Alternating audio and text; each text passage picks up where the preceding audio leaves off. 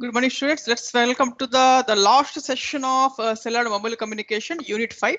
Today we discuss about the topic of miscellaneous cellular networks. In previous classes, we discussed about GSM topics, that is GSM Global System for Mobile.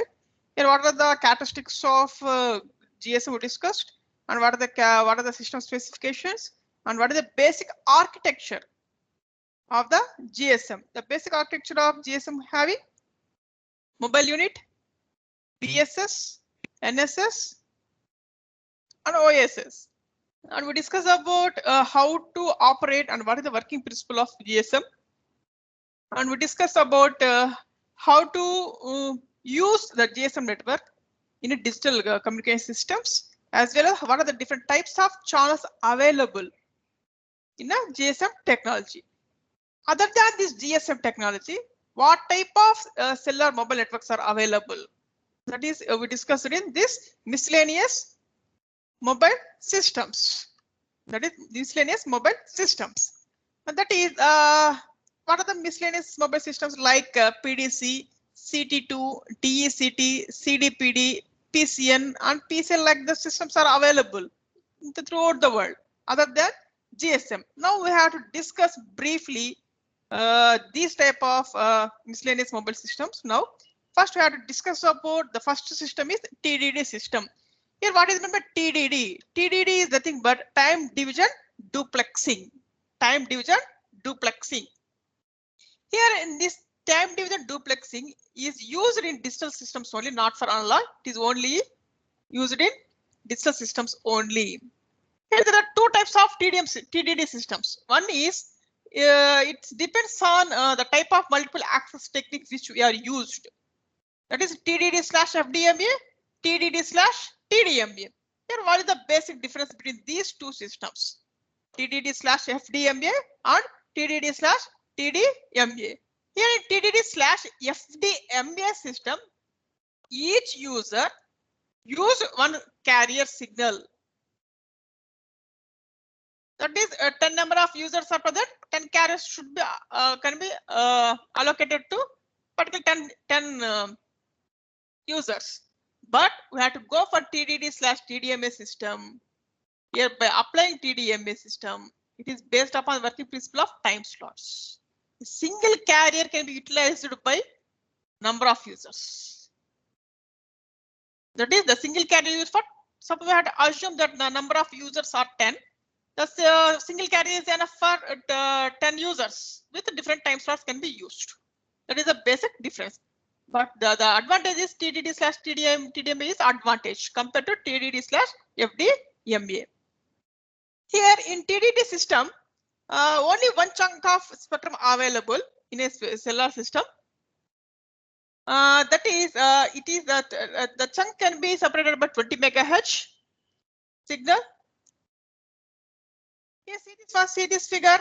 Here, this is about the differences between TDD/FDMA, TDD/TDMA.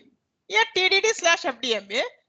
On transmission side, one carrier frequency. For receiving side, one carrier frequency. Likewise, for each user, you can utilize different carrier frequencies for both transmission and reception. But in TDD/TDMA system, each frame contains 8 slots.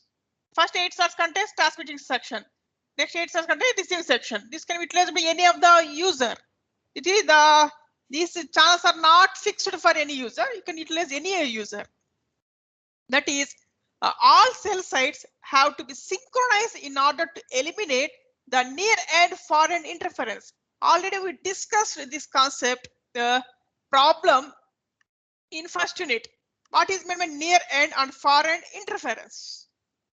Next, the guard time of TDD slot should be longer than regular TDMA slot. That is, we have to provide more security in these systems.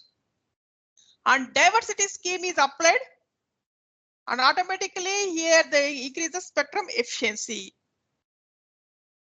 That is right. The advantages of TDD system as follows.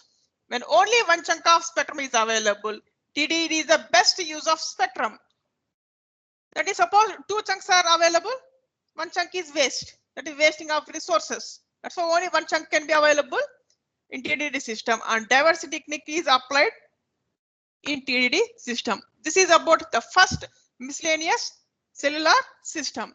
Next, we have to go for second one. The second miscellaneous cellular system is cordless phone 2. Cordless phone 2, that is CT2. This system is developed by GPT Limited, UK, and this here also we are applied TDD system. Here, what is the system structure? What is the system structure of this cordless telephone 2? The carrier frequency is 864.1 to 868.1 MHz range. Here, what is the difference between 868.1 minus 864.1 is 4 MHz. That is, the total spectrum is available is 4 MHz. And the channel access method is TDD/FDMA. And number of channels is 40. And channel bandwidth is 100 kHz. That is the 4 MHz divided by 40. Automatically, we are getting 100 kHz spacing for each channel. And handset output power is 1 to 10 milliwatts. 1 to 10 milliwatts. You know how the cordless phone is working. Cordless telephone is nothing but general landline telephone, but there is no direct connection. That there is no wide connection between the landline telephone to handset. It is a wireless. In CT2, there is no handoff. There is no handoff. Then automatically this is the drawback of CT2. Here the characteristics of this CT2 is the overall data rate is 72 kbps speed, but at the time of speech transmission, the data is only 32 kbps. What about speech coding is AD-PCM, and modulation technique is GMSK. To overcome some drawbacks, the drawbacks of CT2, we are going for the next generation is cordless phone 3, CT3. This is developed by Ericsson company. Here the system structure of the CT3 is the number of time slots, which is equal to 64, and it allows two-way communication, nothing but full duplex system. And up here in this system, applied handoff technique, slow speed handoff, but the handoff is not available in CT2, but handoff available in CT3. And caller authentication and encryption and roaming. This is about system structure of CT3. And what are the characteristics of this CT3 is, what is the handset effective radiated power? How much radiation power is 80 milliwatts, and the modulation is filtered minimum shift keying. MSK, and spectrum range is 8 MHz, and frequency starts from 800 to 1000 MHz. Bandwidth is 1 MHz. And the RF output power is 8 milliwatts per peak to peak, 5 milliwatts per average. And the number of slots per frame is 8. Already discussed TDM8. In TDM8, each frame contains how many time slots? 8 time slots. It is fixed. And overall data rate is 640 kbps, but whenever going for speech transmission, it is reduced and it is 32 kbps. And speech coding is AD-PCM. That is, the CT3 is upgradation version of CT2. Next, we are going for next miscellaneous telecommunication system is Digital European Cordless Telecommunication System. Digital European Cordless Telecommunication System, that is DECT. DECT is a European standard. The name itself shows European Cordless Telecommunication. That's why it is a European standard. Here in India also we are using European technology. Here no, we are also using European technology only. And what are the advantages? What are the applications of these DECT? Here this DECT used in public networks to communicate between landline to mobile, mobile to landline communication. And it is used in business areas like PBX. You know PBX, what is PBX? Private branch exchange. Where exactly used this PBX? Here the PBX used in business areas or universities, some trading companies like that. Suppose how PBX works. Suppose in our university having 100 landline telephones in different departments, it can be available. Suppose we have to call can be made between one department and another department. We no need to dial total number, dial extension number, then automatic call can be connect. That is about PBX. And it is used in mobile public access, and it is used in local loops. Local loops. These are the applications of DECT. And what is the system structure is what is the duplex method here? TDD, time division duplexing, and access method is TDMA, and RF output power of handset is 10 milliwatts. That is, we have to go for the handset is roaming. At that time, how much power required for to working that handset is 10 milliwatts. And what is the channel bandwidth is 1.7 to 8 megahertz per channel.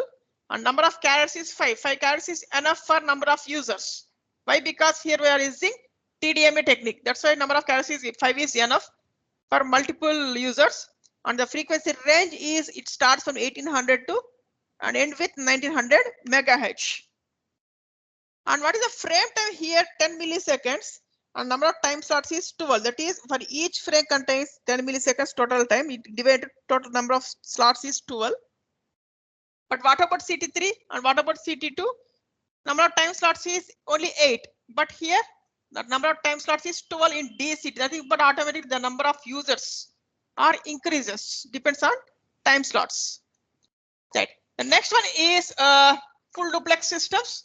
In this full duplex systems contains personal digital cellular PDC and personal communication network PCN and personal communication service PCS. This is the 3 different types of full duplex systems available in throughout the world. That is PDC, PCN, PCS. Now we can discuss each one by one. The first one is PDC, personal digital cellular. This is a standard which is used in Japan country, and the multiple access system is TDMA, and operating with a frequency range of 800 megahertz and 1.5 gigahertz. 1.5 gigahertz. Actually, the other name for this PDC is JDC, Japanese Digital System. Why? Because this is a standard system which is used in Japan country. That's why it is used as Japanese Digital System, JDC. Here, actually, this type of system started in the year of 1994. This system provides different types of interfaces. Now we have to, I'm explaining the exact architecture of PDC. See this one PDC structure. This contains mobile station, MS, BS. What is my BS? Base station, which can be connected to MSC, mobile switching center, all mobile switching, MTS, whatever it may be, no problem. What is my GLR? Gate location register, HLR, home location register. Right. Here, see this one, the number of interfaces.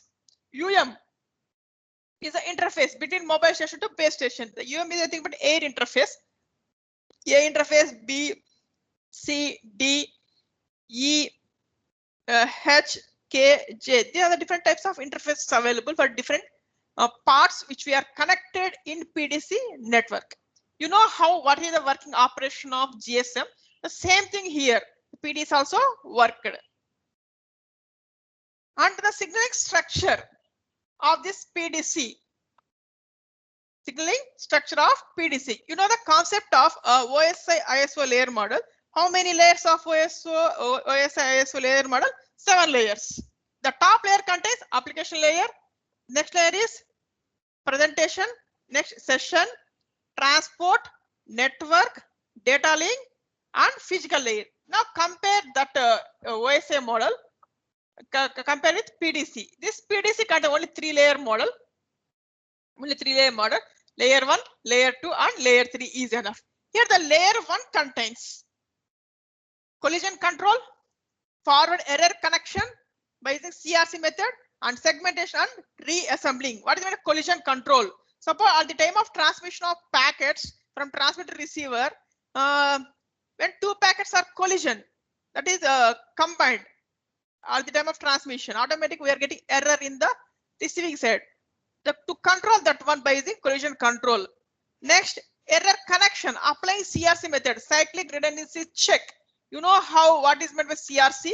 I think in digital communication you studied about CRC method. Next one is segmentation and reassembling.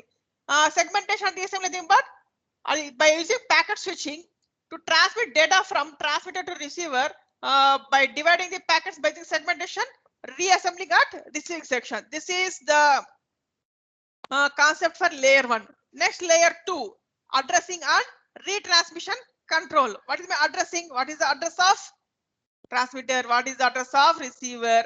How to transmit the data from transmitter to receiver in the network by using this address. And the next characteristics of layer 2 is retransmission control. Whenever we are getting error at the receiver, we have to go for again retransmission the total whatever data we have to transmit. Next, layer 3 contains RT and MM and CC. What is it? RT, radio transmission management. Next, MM nothing but mobility management. Next, CC nothing but call control and basic procedure. These are layer 3 concepts, that is how to manage the connections, transmissions and termination part done by layer 3. And what is the mobility management? Whenever the mobile is moving from one location to another location without termination call, that is the mobility management and how call can be controlled. These are the 3 layers of signaling structure of PDC. 3 layers. And the system structure of this PDC is the multiple access method is TDMA. Number of time slots per frame is only 3. And the characteristics is it is 800 MHz and 1.5 GHz, and the modulation is DQ PSK and speech coordinator VSCLP. Next, second full duplex system is personal communication network. Personal communication network. Here, this PCS system was initiated by Lord Young in 1988. And what are the characteristics of this PCN, personal communication network? Its operating frequency is 1.7 to 1.88 GHz. 1.7 to 1.88 GHz. It uses 30 GHz or up for microwave backbone system, which is used for both rural area and urban area. That is a small cells, large cell, whatever it may be, it used in any kind of system. What is the main goal of this PCN? It should be covers both inside and outside the buildings.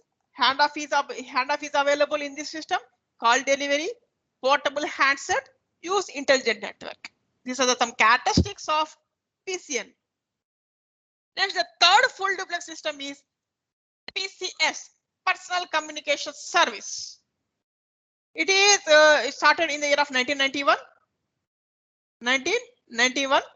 And the spectrum is 1.85 to 2.2 gigahertz. 2.2 gigahertz. Let's see this one. Personal communication service. It is worked in both narrowband and wideband. You know the concept of wideband and narrowband. Narrowband nothing but total frequency spectrum divided number of channels more compared to wideband. In wideband, very less number of channels available, but more bandwidth. Right here, see this figure. In wideband PCS, which is especially used in cellular systems, like this is about base transmission part, base reception part. Here it shows, see this one in this figure, UV nothing but unlicensed voice, UD unlicensed data. Yeah, what is this between licensed and unlicensed here? Licensed is nothing but whenever we want to use the particular frequency, you have to take permission from particular authority, particular government. Unlicensed nothing but there is no need to take permission. Suppose we are using Bluetooth. Whenever two mobiles are connected to Bluetooth, there is no need to take permission from any government authority. Directly you have to connect and transmit the data. That is unlicensed. For licensed, must and should have to take permission before you can use. Yeah, this is for narrowband PCS. Especially this is used in a paging system. Paging is nothing but especially data transmission, not for voice, not for voice. This is about the narrowband PCS.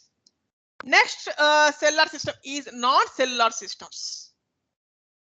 Non-cellular system, nothing but what is the cellular systems and what is the non-cellular systems? In cellular systems, first you have to take the total geographic area, divide into small parts. Each part is got a cell. What is the shape of the cell? Hexagonal shaped cell for engineering drawing purpose. Now we have to discuss non-cellular system. Nothing but there is no cell concept. We can fix base station anywhere with a proper design. At that time we have to go for there are two types of non-cellular systems. The first one is CDPD, cellular digital packet data system. The second one is mobile satellite communication. See this one, the first one is a cellular digital packet data CDPD system. Here the CDP system here network. See this one. Here we are using packet switching to transmit data from one point to another point. Here this is a mobile unit concept. You know, you have to just compare general structure of mobile system. This is mobile unit. This mobile unit contains SIM, SU, SA. This is the total contains mobile unit. This is MDPS, mobile data base system, and MDG, NIF, NIM, DSM, DHLR, DS. Just compare with GSM technology. It is simple one. Just compare. And CDPD is used only for data transmission. There is no voice transmission. Only data transmission purpose we can use this CDPD system. This is number, just like number of references is there. From SIM to SU, P is the interface. From SU to SA, it is Q is the interface. From SU to MDBS is UM is the interface. Likewise, A, B, C, D, E, F, like that number of interfaces available in CDPD.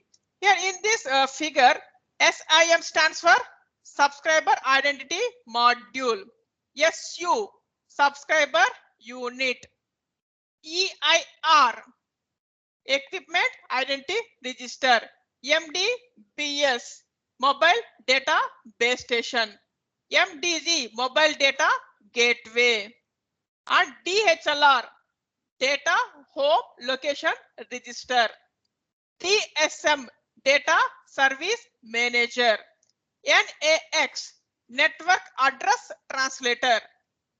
DS, Data Service. NG, Network Gateway. These are some of the abbreviations of this CDPD system. The operation of this system here, operation.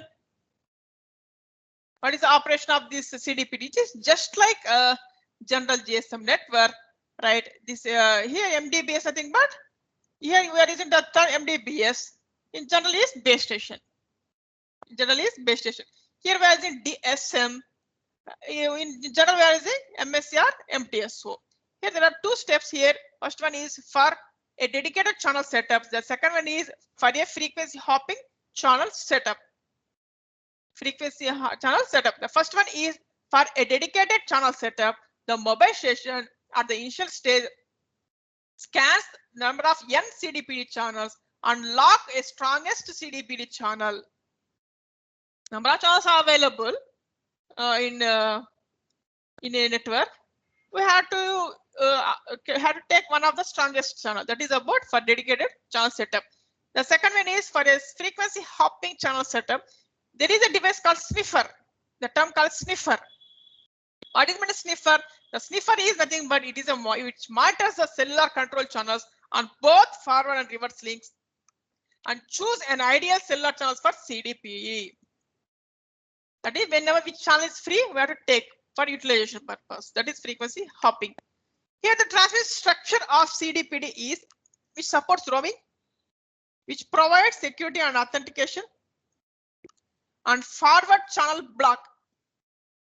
For forward channel block, we have to use read Solomon codes encryption, and for reverse encryption by using 8-bit delay maximum pulse dotting sequence or Reed-Solomon codes. And here frequency control available, channel hopping available, and cell transfer control, power control. It is compatible with AMPS, and the modulation is MSK, same as GSM, and the data rate is 19.2 kbps, and the link protocol is LAPD, and it supports both point-to-point broadcast and multicast. One point to another point, one to many points, many to many. Whatever structure is can be supports. The next one is mobile satellite communications. Mobile satellite communications. Here the mobile satellite communication means we have to transmit data from mobile to satellite first, satellite to receiver.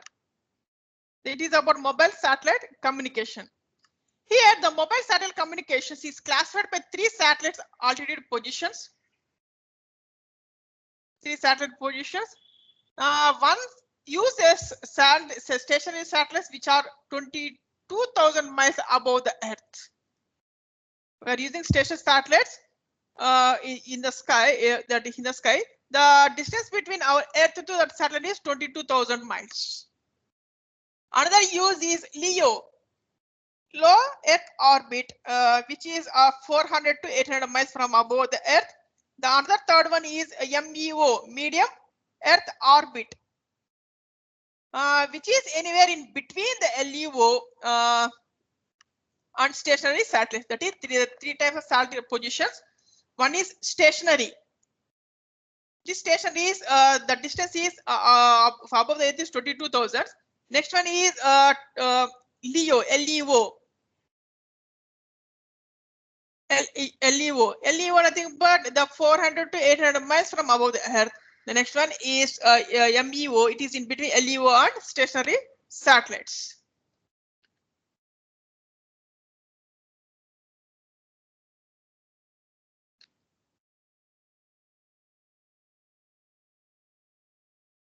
Right.